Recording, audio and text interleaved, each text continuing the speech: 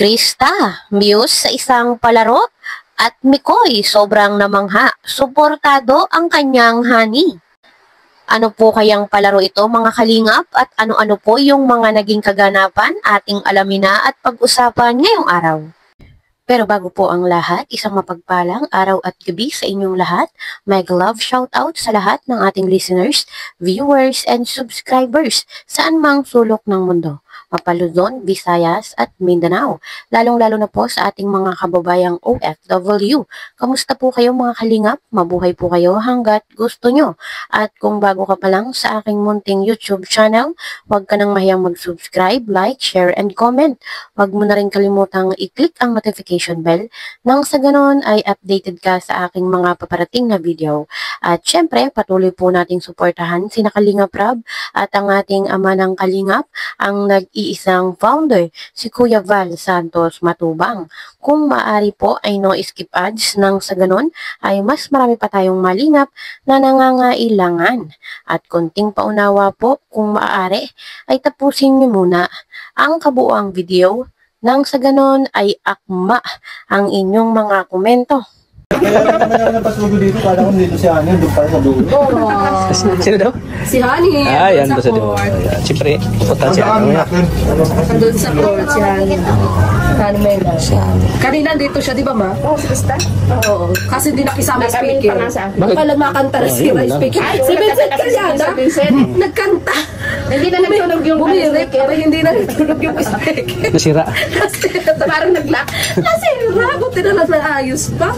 Nakakaloka, sobrang taas ng busis. Parang si April Berhino kasi datingan ni parang si April Berhino datingan ni Mikoy. Ani Vincent. Ay ano? April Berhino. Tuwa pa naman doon sa kanta niya. Parang si April Berhino. Nang matigil yung karaoke, sayang. Tuwa pa naman siya. Pinakain ko muna. Pinakain ko Saan sila. kasi nakanta? Ikaw, birat na birat ka na kagabi, hindi naman nasira.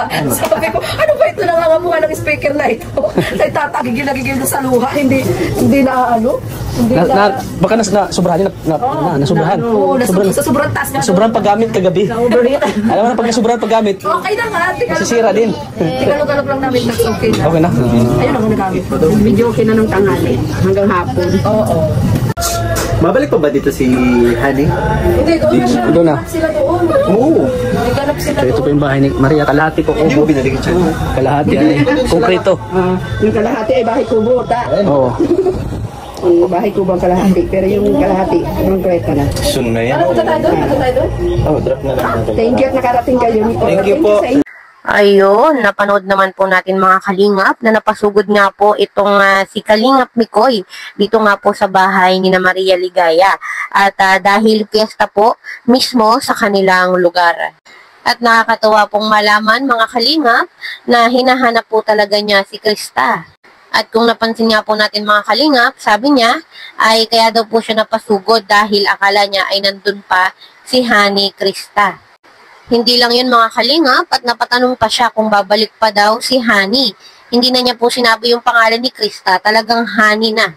Siyempre po, bilang supporters ng Mick Chris ay nakakatuwa pong malaman at panoorin yung mga ganong tagpo na hinahanap po talaga ni Kalingap Mikoy si Krista. Talagang walang halong filter, walang halong pagpapanggap. Talagang totoo po talaga ang Mick Chris. At sa kabilang dako nga po mga kalingap, ay alam naman po natin na itong si Bebe Krista noon pa man ay sumasali na po sa mga pageant, maging sa mga singing contest. Kumbaga ay full package, maganda na, ay maganda pa rin yung boses. Kaya naman po si Mikoy ay talagang nabibighani dito.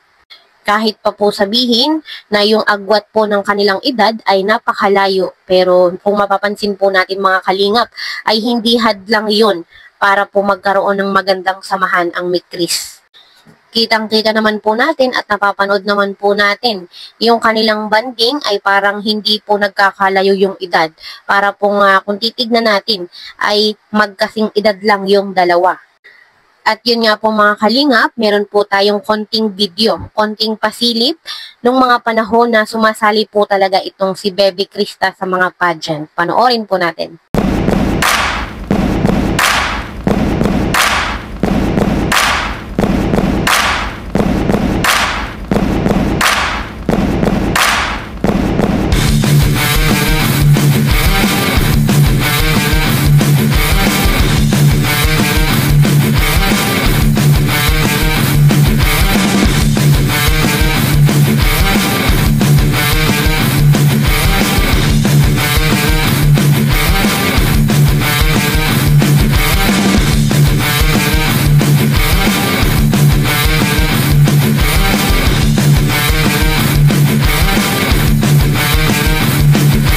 ayun, kitang-kita naman po natin mga kalingap na talagang litaw na litaw po yung kagandahan ni Krista.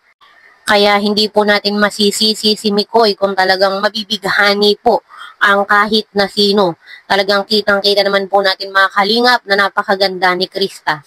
So, 15 pa lang si Krista mga kalingap, wala pa pong 18. Ibig sabihin, yung ganda po niya ay hindi pa talaga hinog. May igaganda pa siya. Paano pa po kaya mga kalingap pag ito ay tumungtong na ng 18 pataas? Talagang yung ganda niya ay mas lilitaw, mas mapapansin yung kanyang taglay na kagandahan. Kahit po yung katawan niya, alam naman po natin sa edad na 15, yan po ay kalakasan na parang ang sarap-sarap kumain. Pero pag yan po ay tumungtong na ng 18, doon na po talaga lilitaw ang tunay na ganda ng isang babae. At sa kabilang dako nga po mga kalingap, kita naman po natin sa ating thumbnail na ito nga pong si Baby Krista ay naging muse sa isang palaro at ito pong si Mikoy ay talagang nakasuporta. Narito po yung buong pangyayari, panoorin po natin. Hinahanap po ni Mikoy si Krista. So, si Krista po mga kalingap ay sumali po sa muse po ng palaro ng basketball. Kaya ngayon po ay manood po kami ng presentation po ni Krista. So, hinahanap po ni Mikoy. Kaya po mga kalingap po. Sinamahan po namin para makita si Krista.